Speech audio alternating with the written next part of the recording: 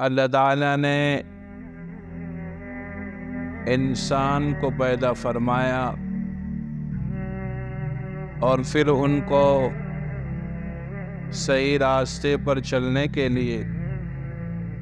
حضرات انبیاء علیہ السلام کا سلسلہ جاری و ساری فرمایا۔ وقتاً فوقتاً حضرات انبیاء تشریف لاتے رہے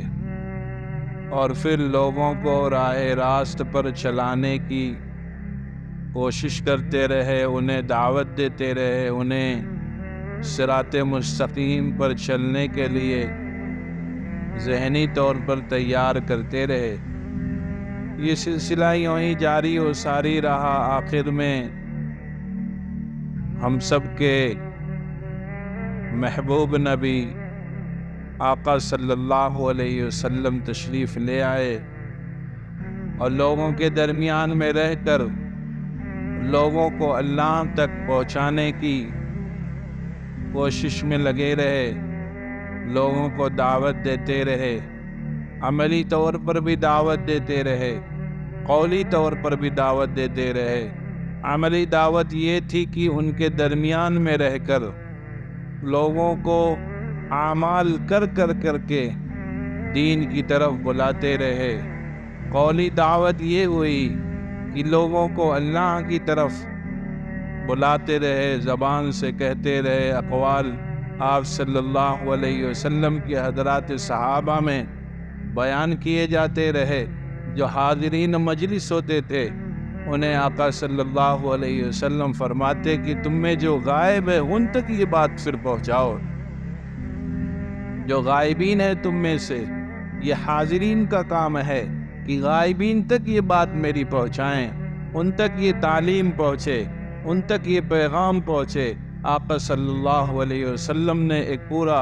منظم نظام بنایا، لوگوں کو دعوت دی، لوگوں کو قرآن کی طرف بلایا، لوگوں کو شریعت کی طرف بلایا، لوگوں کو اللہ کی طرف بلایا۔ چنانچہ لوگ جڑے بھی، لوگ بڑھے بھی، لوگ چلے بھی، لوگ آئے بھی، اور پھر آقا صلی اللہ علیہ وسلم کی ایک ایک باتوں پر حضرات صحابہ نے عمل کیا، حتیٰ کہ اپنے مالوں کا نذرانہ دینا ہوا، مالوں کو قربان کیا، جانوں کی ضرورت پڑی، جانوں کو قربان کیا، اپنی خواہشات کو چھوڑا، اپنی من چاہی زندگی چھوڑی، اپنی طبیعت کے موافق جو باتیں ان کو اچھی لگتی تھی ان سب کو چھوڑا، اپنی رائے کو رسول اللہ صلی اللہ علیہ وسلم کی رائے پر چھوڑ دیا، فنا کر دیا، آپ کی ہر بات کو اپنی زندگی میں داخل فرمائی۔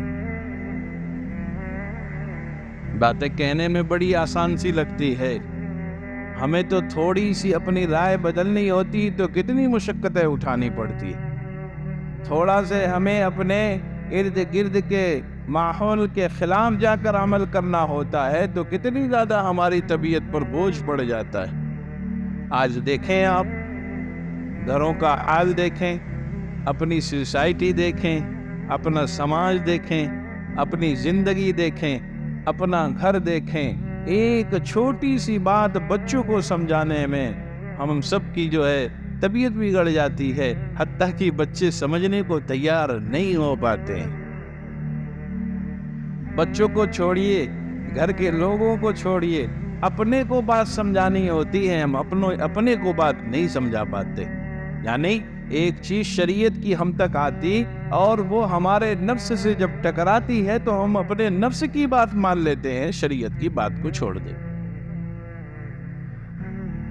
بگاڑ جو آیا بھائی یوں ہی بگاڑ نہیں آیا، ایک دن میں بگاڑ نہیں آیا۔ ہم چلتے رہے اس راستے پر جو کھڈے میں جا رہا تھا، جو کھڈ کھائی کی طرف جا رہا تھا، جو نشیب کی طرف جا رہا تھا، جو تکلیف کی طرف لے جا رہا تھا، اور یہ تمنائیں کرتے رہے کہ نہیں حال احوال درست ہوں گے، اچھی منزل آئے گی، جنت تک ہم پہنچ جائیں گے، ہم اچھے لوگوں میں شامل ہو جائیں گے، ہمارے حالات صحیح ہو جائیں گے۔ نہیں، یہ کیسے ہو سکتا ہے؟ ہم اپنی دکان کا حساب نہ کریں، دکان کو یوں ہی چلاتے رہے بے اصولی سے، اور تمنا یہ کرے کہ ہماری دکان، ہماری تجارت، ہماری فرم، ہماری کمپنی ترقی کرے گی کیسے کر سکتی ہے جب وہ اپنے پیٹرن سے ہٹ کر، اپنے نظام سے ہٹ کر نظام آپ کا چلے گا تو وہاں ترقی نہیں ہو سکتی ہے۔ ایسے ہی ہم صراط مستقیم سے ہٹ کر کے، صحیح راستے سے ہٹ کر کے اگر یہ چاہیں کہ ہم منزل مقصود تک پہنچ جائیں گے تو یہ ناممکن سی بات۔ ہم یہ سوچیں کہ یہودیوں کے پیچھے چل کر، نصرانیوں کے پیچھے چل کر،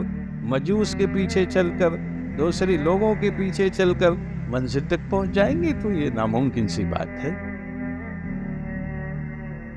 یہ کیسے ہو سکتا ہے؟ اللہ نے قرآن میں جو میں نے آیت تلاوت کی فرمایا ابرار تو صحیح جگہ پہ پہنچیں گے، ان الابرار لفی نعیم، ابرار نعمتوں میں ہوں گے، اس لیے کہ ابرار نعمتوں کے جو طریق ہیں اس پر چلنے والے ہیں، اور فجار اپنی بدعملیوں کی وجہ سے، اللہ کی نافرمانی کی وجہ سے، رسول اللہ صلی اللہ علیہ وسلم کی سنتوں کو چھوڑنے کی وجہ سے، وَإِنَّ الْفُجَّارَ لَفِي جَحِيمٍ، فجار اپنے قدموں سے چل کر گڈھے میں گرنے والے۔